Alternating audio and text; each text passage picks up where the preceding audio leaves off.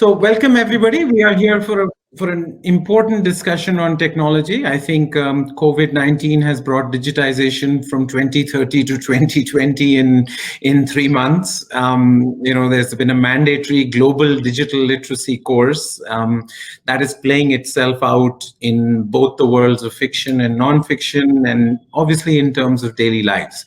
So I have two wonderful authors with me today. Let me start off by asking Arun. Your Midnight's Machine is a political history of technology in India. So maybe you can give the audience a sense of sort of your book and how you sort of thought about it and what you cover and what you think about the book now that COVID-19 has sort of done what it has to digitization and technology. Thank you. The book is essentially presents a linear narrative, historical narrative from 1947, just a little bit before 1947, and sort of charts the political trajectory of technological advancement in India.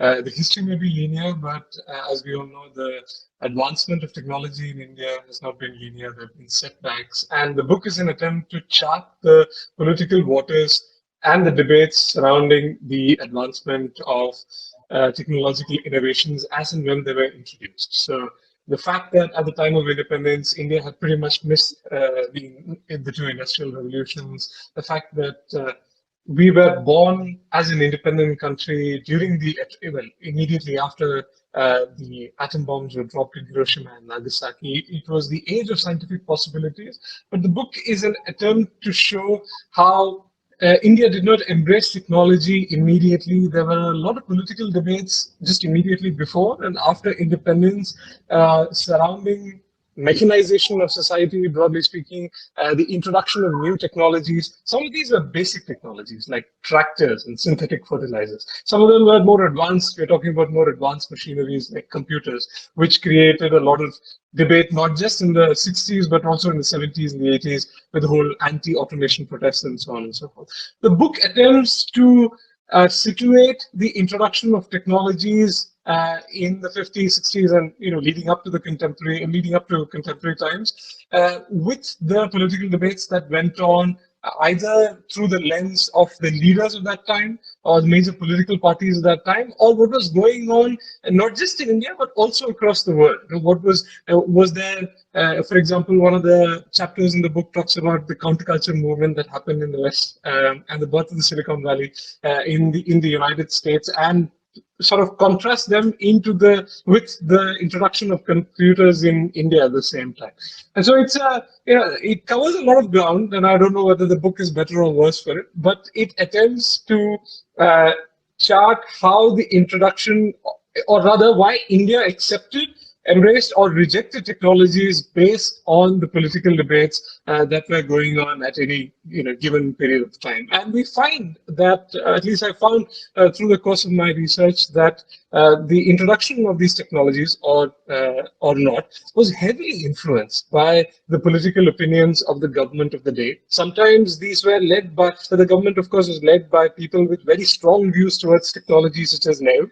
On the other hand, it may also be the case that the government found its hands tied because the labor unions of the time were opposed to the introduction of computers, and therefore it was not a politically viable move to introduce computers or pursue other scientific discoveries. So in some way or the other, there are always these political constraints that influence the introduction of new technologies in India.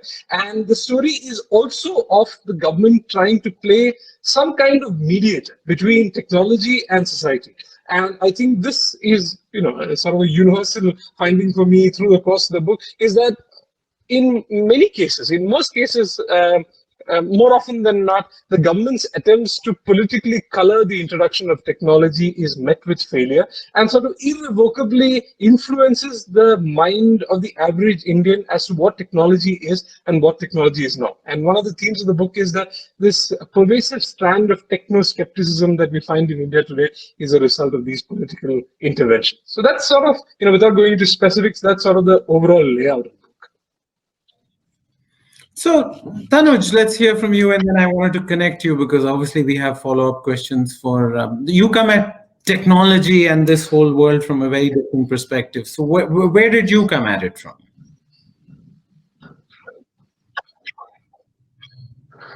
You're muted. You're muted. Tanuj, you're muted. Yeah, I'm sorry. So my book, The Machine is Learning, is a novel. It's a work of fiction. Uh, and I think some of my context, my background is sort of essential probably to introduce the book as well. I work in insurance and I work in the digital department of a major life insurance company in India.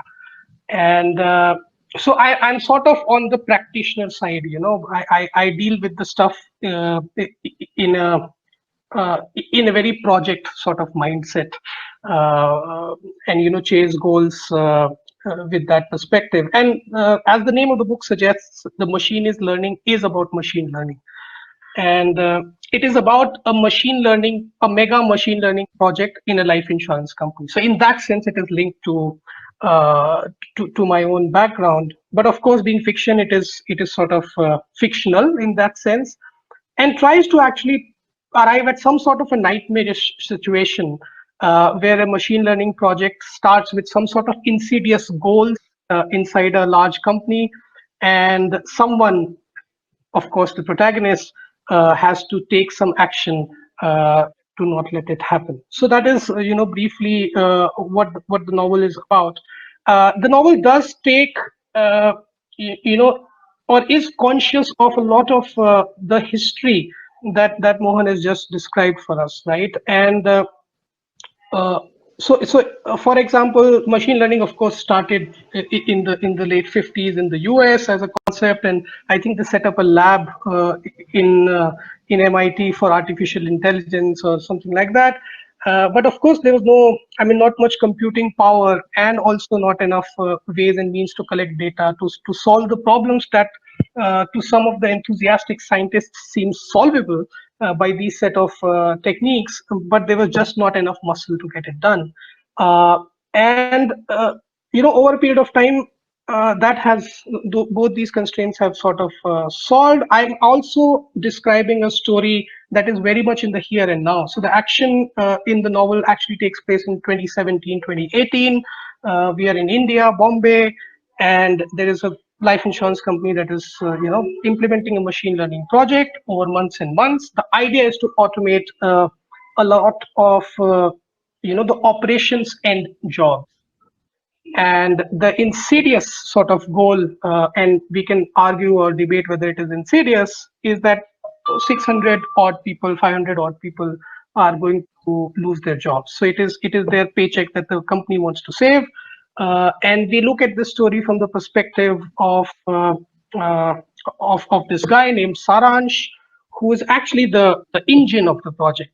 He's not the data scientist, but he's sort of like the management acumen behind the whole thing. He sort of charted it, and somewhere during the process, the first iteration of the project fails, and the data scientist basically says, we don't know enough about the data that we are trying to work with, and we don't know several anomalous scenarios. We don't know the anomalies. We don't even know the data definition. And they basically decide, or they arrive at the solution, that they're actually going to have to interview the people, the branch people or the operations people, to be able to label data adequately so that these very people can subsequently lose their jobs. So that's sort of like the plot of the novel. And somewhere, while traveling to different branch offices, the protagonist realizes that this is not as proper as it seems at first sight, and this actually has a human cost that he doesn't want to be a part of.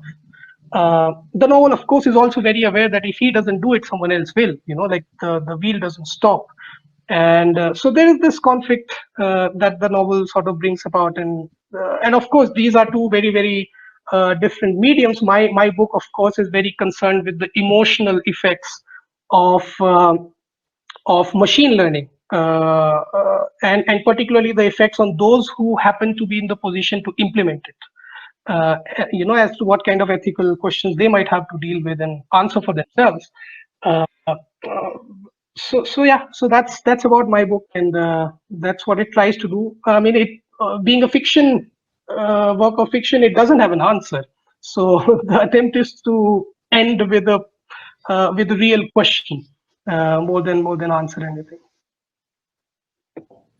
So I mean, Arun refers to the Dandekar Committee report in 1972, right? And some of the stuff in his book about appropriate technology is exactly the words that you used, right? So do you want to cover the historical context of the debate, which Tanuj has arrived at from a very different? I mean, machine learning is just the latest form of technology. So do you want to give us this debate about appropriate technology and its impact in India, and then we can ask Tanuj for whether he sort of recognizes that debate as he was writing his book. Sure. So Tanuj, what you describe in the Mumbai of 2017 is something that historically did take place in the late 60s, actually throughout the early, mid, and late 60s, leading up to the VM Dandekar Committee's report on automation and the potential effects on the introduction of computers on the workforce. And it so happened that the debates on automation were heavily colored, or rather the trigger for the report was essentially the introduction of computers into the life insurance corporation offices in Bombay. So there's a whole lot that connects this episode in history to what you are doing professionally, of course, and the situation that you described in Bombay. Now, the introduction of computers in India happens on a well, it doesn't happen at scale, but you can see these institutions, big institutions in India, such as the Tata Institute of Fundamental Research, private corporations such as Esso Standard Oil working off the coast of Bombay, and other public sector institutions such as the LIC, slowly adopting or introducing computers into their offices, beginning with the late 50s and then sort of acquiring a place of its own in the early and mid 60s. And in places like Bombay, and led by politicians who have real grassroots support like George Fernandez, you have these anti-automation protests that break out.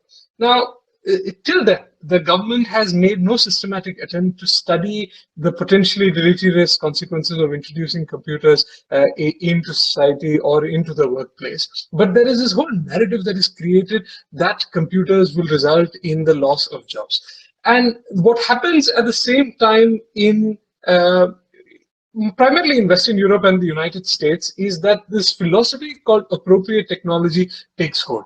The idea that you only need technology that is not resource intensive, that is favorable to the environment, and small scale and localized. In some respects, it's a very Gandhian approach to technology, but the West has embraced it finally with great gusto. And the sort of the philosopher or the messiah of the movement is the London-based economist Ernst Schumacher, who writes this book, this pamphlet really, called Small is Beautiful. And the idea that small technologies are indeed beautiful takes hold across the world.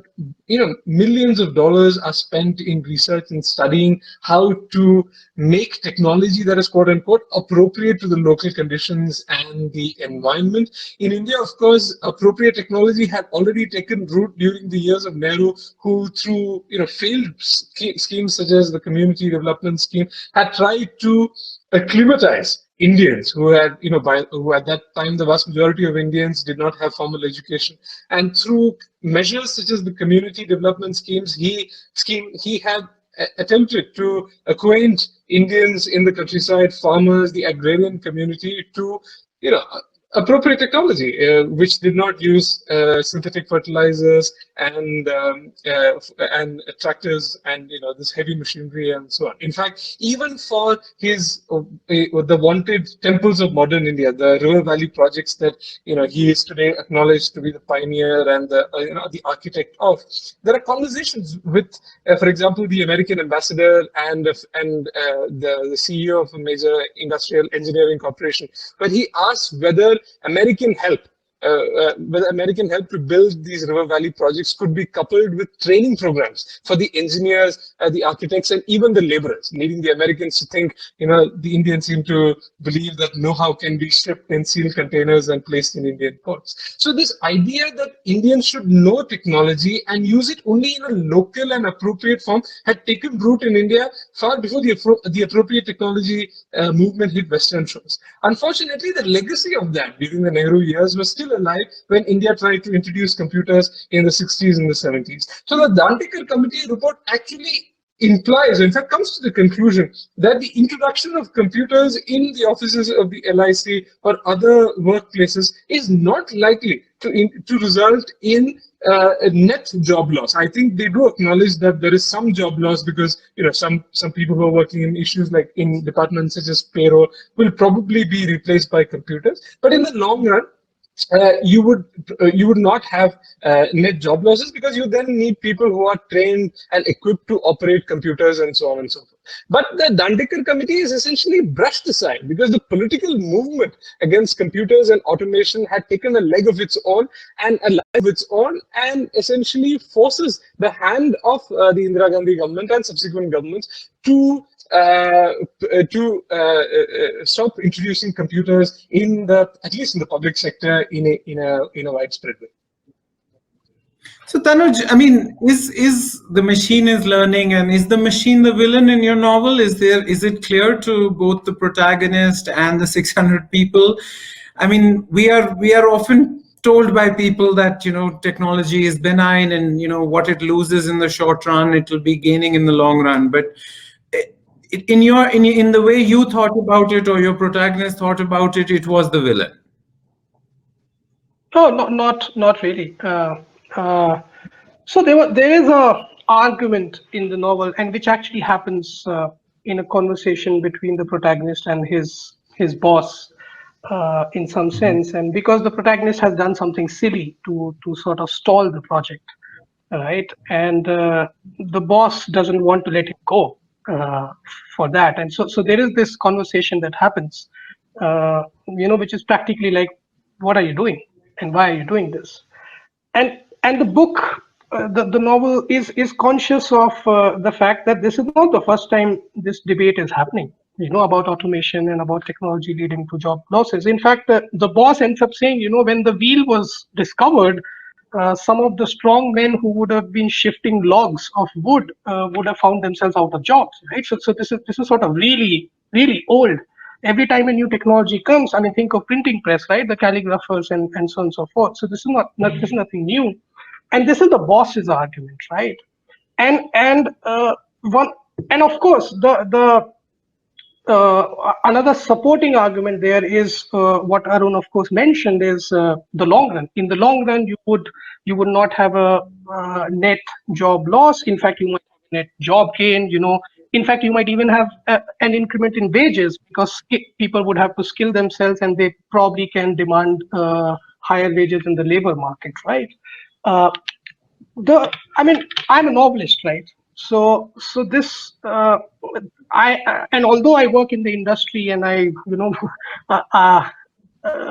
do have to take, because of my role as a novelist, because I'm inclined to the emotional side of things in my work, I have to take not the macroeconomic view on this, and therefore ask the question, yes, in the long run, it will happen, but what about the 600 people? Right? And what's the plan for those 600 people? And why do those 600 people lose their jobs? And even if they have trouble for 6 months, they can't find the next one, and they somehow, are out of job for 6 months, whatever suffering happens because of this, how do you justify it? Right? In a sort of, I'm sorry to use the word micro here, but okay, we'll run with it. In a sort of micro environment where the context is limited to one company, how do you justify this, right? There's no way to justify it other than to say it makes sense for the company. It makes sense for the shareholders, right? and we very soon hit at something which is a very central sort of argument in capitalism. We arrive at suddenly, if we limit ourselves to the context of a company, we arrive at the conflict between capital and labor. The shareholder wants infinite value at zero labor cost, right? And does AI help in AI or machine learning or some of the new technologies help in doing that? Yes.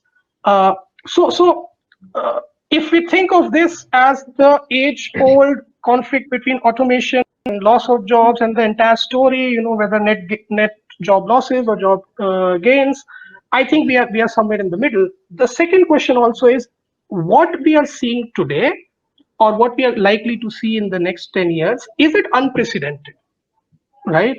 And is it going to lead to something unprecedented? I don't know the answer to that. My inclination is to believe it is, right? Because this time the attack is not on drudgery or repetitive tasks. This time the attack sometimes, in some situations, is even on enjoyable work.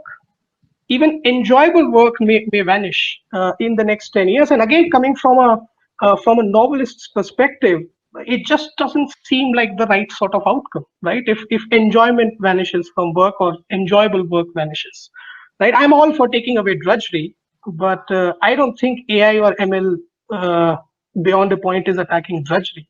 It will suck out the joy of working, right? So this macro contrast is perfect. So in your view, from my labor market perspective in India, our capital is handicapped without labor, and our labor is handicapped without capital, right? We have 63 million enterprises with lots of labor and no capital, and India only has 22,500 companies with a paid-up capital of more than 10 crores, which have almost no labor. So I'm not sure this. So this is interesting to me. So from your perspective, you've seen this movie before, right, Arun? Even in your book, I remember you quote Amartya Sen, who says the Landesk and the laboresk argument, right? The Landesk argument is technology which doesn't hurt labor, and laboresk is technology which hurts labor. So in your view, if India had embraced technology more willingly and more broadly and more deeply, would India have been less poor today, or would we have been more prosperous or more poor?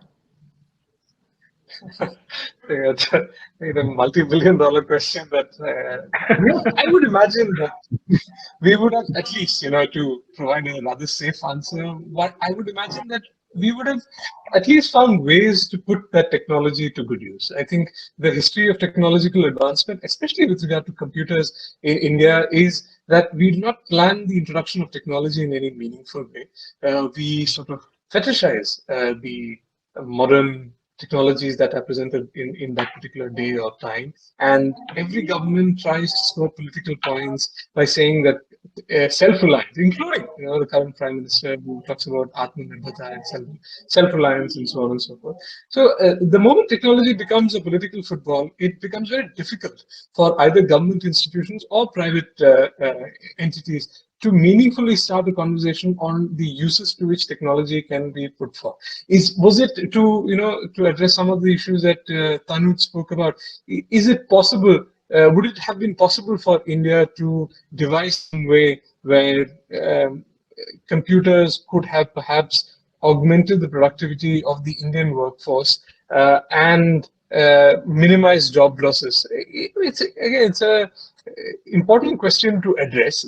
Unfortunately, we have become absorbers of debates that happen in other jurisdictions and sort of blindly imitate those debates and perform those debates in the same, believing that we operate in the same context as computers did in the 70s and the 80s in the United States or Western Europe. In the United States, at the height of the counterculture movement, or even before that, dating back to the 50s, there was always opposition against IBM and the big mainframe computers that they introduced, which were really, capable of cannibalizing jobs and the livelihoods of many in the workforce. But as the decades progressed, and by the time we began any sort of serious conversation about computers, microcomputing was almost at the cusp of reality. So we had to perhaps have had a different kind of debate about the impact these machines would have had on our jobs, on our productivity, and as Tanuj mentions, even our well-being, the drudgery of work and so on and so forth. And because we haven't started those debates at the time these technologies were introduced, to sort of briefly digress, we were talking about silicon before the Silicon Revolution really hit Silicon Valley. Just, for entirely of political reasons, once again, faced with a momentous loss in the 1962 war against China, a committee is set up by the Indian government to, of course, promote self-reliance in technology, except that there is a certain sort of urgency to this occasion. This is the 1963 Electronics Committee that was chaired by Homi Bhabha and had the who's who of the scientific establishment in India. They talk in great detail, going to the last minutiae of the kind of capacity and production ability that India has, not just in the public sector, but also in the private sector. They make an exhaustive list of the companies that sell equipment down to the last transistor and the diode in India. They talk about the revolution that is likely to happen with silicon transistors. And yet the moment passes by, for various reasons, unfortunate reasons, including the untimely death of Homi Bhabha, but also the fact that then political debates start taking over and the opposition to computers sort of, like I said, takes a life of its own. So if India were to have seriously debated the silicon revolution at that time in the 60s, I think it's more or less a certainty that we would have thought about computers in a very different way than the West thinks about it today. And it was not lack of manpower or resources, because this is the same time that the IITs, for example, start producing their first batches of graduates. So why would you say that technology becomes a political football as a problem, right? You can't, just like war is too important to be left to generals, technology is probably too important to be left to technocrats, right? I mean, education is too important to be left to teachers. So I think Tanuj's point of view is, you can talk from a macro perspective that unemployment is 8%, but when I'm unemployed, unemployment is 100% for me, right? That's how his protagonist is viewing it for his 600 people. So Tanuj, do you want to respond? Can you reconcile this macro and macro as a professional, not as a novelist, as a technology professional? Yeah. So as a technology professional, I think I completely agree with what Arun has said, in the sense, and I'm just someone who has not read the book yet, but I'm taking the gist from what he has spoken till now.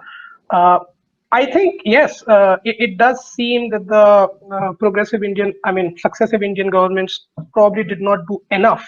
And it is not just in this sphere of computers, right? We didn't have a lot of other things also when we should have had them. Did we really have telephony adequate, early enough? I don't think we did, right? And or you could speak about cable TV and so on and so forth, right? And I think broadly the same sort of fear of communication disguised as the fear of the big IBM or the big someone else is what really, according to me, happened. And that's what it is. But I think situation, of course, improved late 90s, right? And with whatever business opportunity turned up with Y2K, and in the last at least 15-20 years, it seems as a practitioner of technology projects, it seems that there is no outright limitation, at least not on consumer tech or not on enterprise tech, that really inhibits what an Indian company or an enterprise can do in technology today. So this is how. But at the same time, as someone who implements these projects, as someone who works in a company, let's say that has 8,000, 10,000 people, there is a sort of complication attached to certain projects, which will lead to gains through manpower reductions, right? And those projects have started coming in sight now. And I've been observing for the last 3 to 4 years, now it is very clear that you could do this particular thing and not have these 30, 40, 50 people on your rolls. And this is becoming more and more crystal clear now. And the technology we are talking about is not just machine learning or AI. There are other things like RPAs and, and et cetera, et cetera. And there is a reluctance because we are still a, or I imagine across the financial sector in India, we're still sort of people driven. When the going is good, unless we hit a recession, bad times, etc., no one wants to get into that sort of thing, right? I don't know what happens now. I don't know what happens in the next 2-3 years. I think sooner or later people will start taking those decisions, implementing those projects, right? And I again bring back to uh, is it the government's policy failure that people who are going to lose jobs, and people are going to lose jobs in the next 3 to 4 years because of some sort of automation, right? Whether we agree about this being unprecedented or not, this is going to happen. I'm seeing it happen, or I'm seeing it start to happen, right? So when people lose jobs, is it the government's problem that they don't have a reskilling program? They don't know how to deal with uh, the thousands or the lakhs of people who are probably going to be jobless for a certain amount of time, or are already jobless? Or is it something that at a micro level a company should ethically have a plan for, right? Should they have some sort of reskilling drive themselves, right? Where when they say, okay, people are not going to be working in operations, can we skill them to work in sales instead, right? Or something like that. So that would be what I would arrive at from a micro perspective, limiting myself to the sort of domain of a particular company or an organization, if it assumes that it has to do what it has to do in terms of automation or in terms of the latest technology.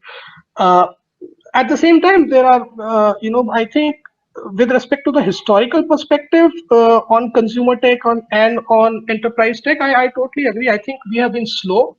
It is really apparent in our sort of difference or with China, for example, right?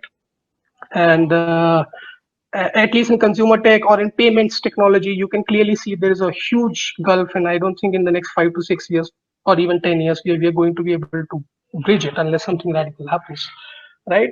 So that I totally agree with. But at the same time, there is a different side now, and this India has never sort of followed. Uh, and please, Arun, correct me if I'm wrong. I don't think we have followed the sort of global trend in technology adoption and in the kind of technology we have found suitable for ourselves at any moment in time.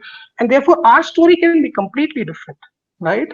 Our story can be completely of being in this decade where suddenly in the top companies, or which the companies which were giving, I mean, which employed a lot of people, suddenly find themselves very, very well attuned to take up mega automation projects and automate their processes, not create those jobs at all, while a lot of job providing passes, the responsibility of that passes to different sectors or even the informal sector, and so on and so forth. We could move in a very, very sort of dark direction, I would say, right? Where India Inc. practically works with a very, very lean workforce, and people are where people are, and that just sounds scary and wrong to me.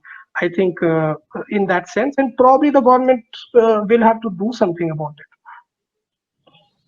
What could the government do? I mean, what's the education outlay as a percentage of GDP? I don't know. I don't know the exact number. It should be 3 times what it is, right? And it should actually happen, right? I mean, you can't say that companies are not going to, or organizations or institutions, whether they are for profit or not, they should not embark on technology projects chasing bottom lines. I think they are going to do that. And so who does the reskilling? And we keep talking about Skill India and reskill and so on and so forth, preparing a certain percentage of our demographic for the next economy, right? And for the economy that we are going to have in the next 10 years and 15 years.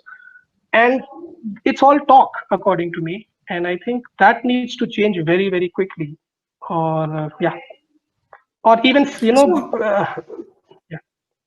Sorry, please go ahead. So, Arun, did you want to contrast Nehru's view of technology with Rajiv Gandhi's, with Modi's? Yeah, and I think if one were to start with Nehru, um, you can see, of course, history plays out in many ways, even in the moment. But I think we were at this unique moment in history at the time of independence where all, like I said, all the scientific possibilities were being slowly unraveled to us, although we were observers in the atomic age, largely speaking, and these industrial revolutions had passed us by. Nehru was acutely aware of the kind of technological advancement that was happening in the world. Many times through initiatives like the Colombo Plan, he tried to bring some of those technologies to India and try to create enterprises, mostly public enterprises, but try to absorb those new technologies in India as well. But fundamentally, and the book is sort of attempting to sketch his character, at least, or his personality, at least insofar as his approach towards technology is concerned, there was a certain reluctance to ask Indians to uncritically embrace technologies. And perhaps that's unsurprising for a man who was chosen by Gandhi as his political heir and had many political limitations to ask Indians to embrace technology. But I think what's interesting to me, having chronicled this history, is that his opinion and views towards technology stood in sharp contrast with those of people like Madan Mohan Malviya or Vishwesvaraya, who asked Indians to uncritically perhaps embrace technology. Malviya says, first, let us imitate technology and technological advancement that has happened in Germany and Japan, Meiji Japan. And then perhaps we can, think about innovation, adapting technology to the Indian context, but let's absorb it for the moment.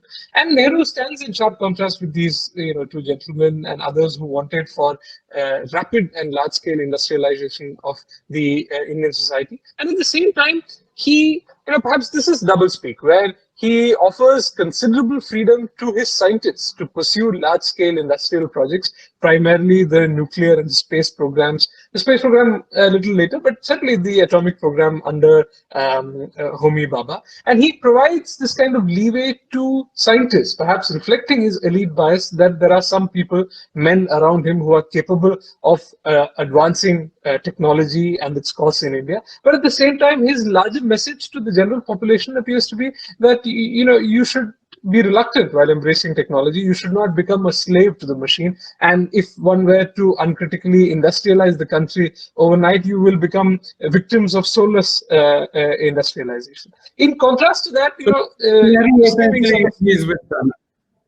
Nehru agrees with Tanuj. Yeah, one could say that. Nehru is certainly concerned about the micro perspective, as Tanuj really put it rather well. Including the double speak for I work in technology too. I think you're excused.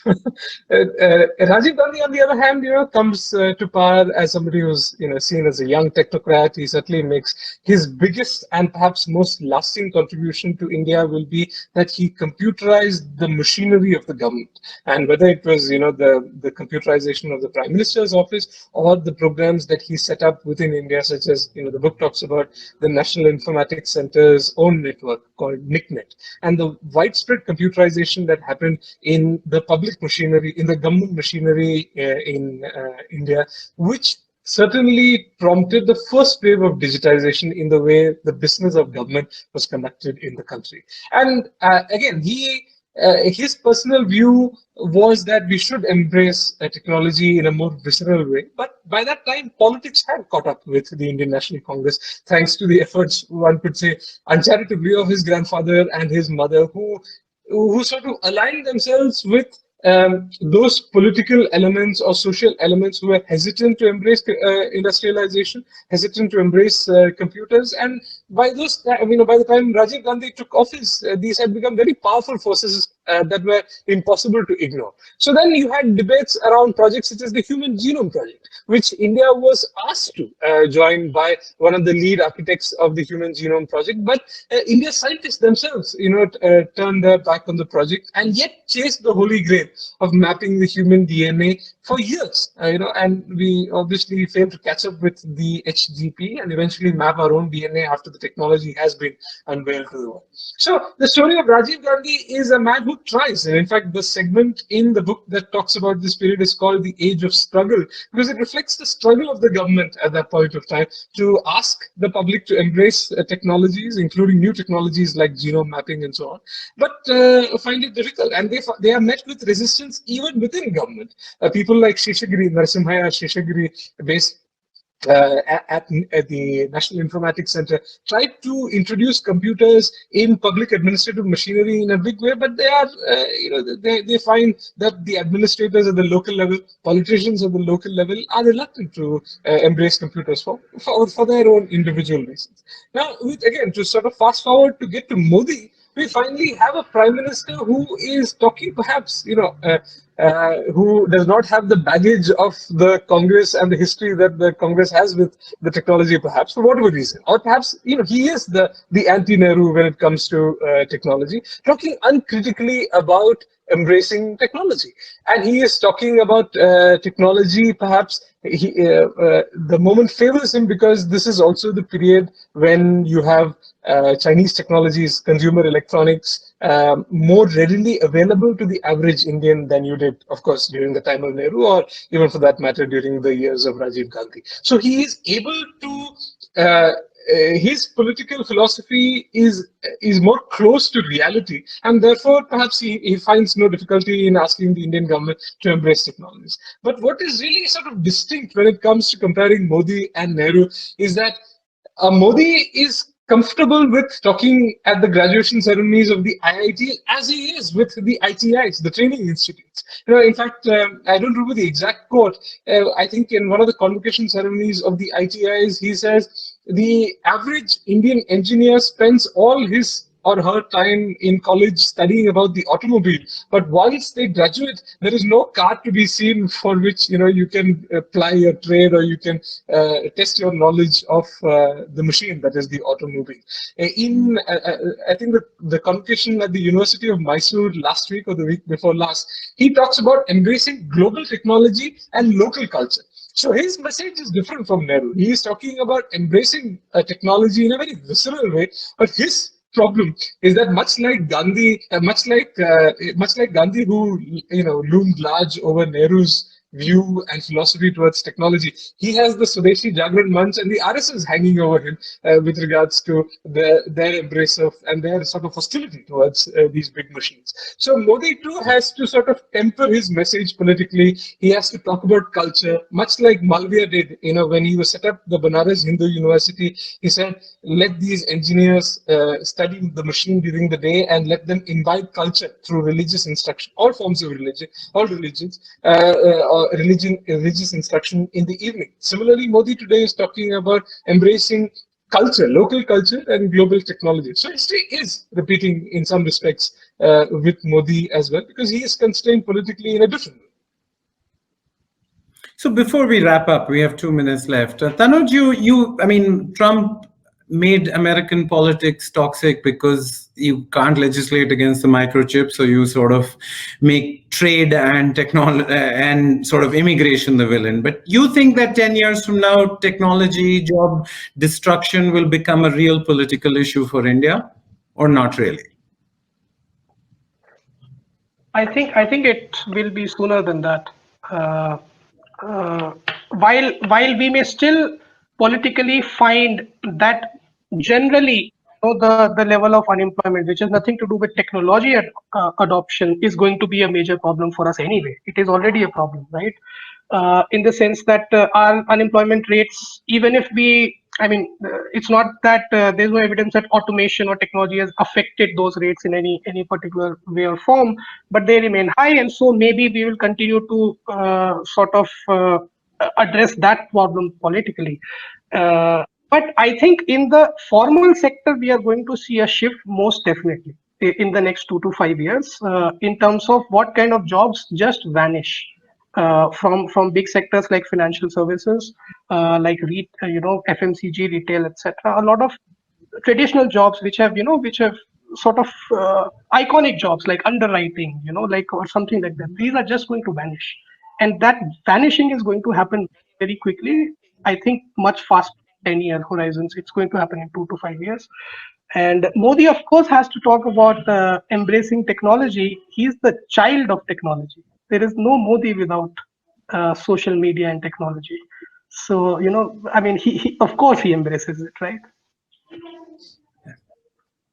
Well, I think that's wonderful. Both your books are spectacular. They look come top down, down up, they go left, they go right. I mean, depending on obviously, my view is that, technology can never be divorced from politics, because at its heart, politics is about trade-offs, right? Trade-offs between different people, different constituencies, trade-offs across time.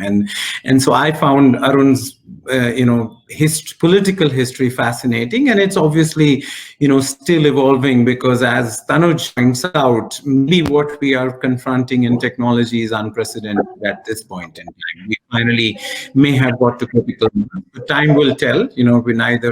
We can't forecast. Forecasting is often has the efficacy of palm reading or astrology. But since both of you have gone out of a limb, I hope everybody watching this reads your books, because they will give us different perspectives. So good luck, Godspeed. Thank you for your time. Thank you for writing the books, and we look forward to this important debate 10 years from now again, whether it has become a political football or a political bombshell at that point in time. Take care, guys. Thank you very much. Thank you, Manish. It was lovely interacting.